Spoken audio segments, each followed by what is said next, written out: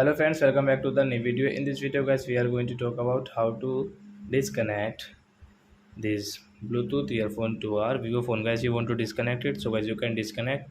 And guys, now let's see how to disconnect this Bluetooth speaker to our Vivo phone. Oh guys, Bluetooth earphone, sorry friends. This earphone guys, you want to disconnect, guys you can disconnect. So before starting video friends, I want to tell you, if you're new in my channel and you're watching my video first time, so first of all go and subscribe my channel, click the bell icon and like my videos. So friend, now let's start video. First of all, come in your phone setting to disconnect this earphone.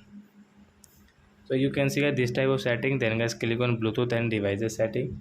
So guys tap here, guys click on Bluetooth.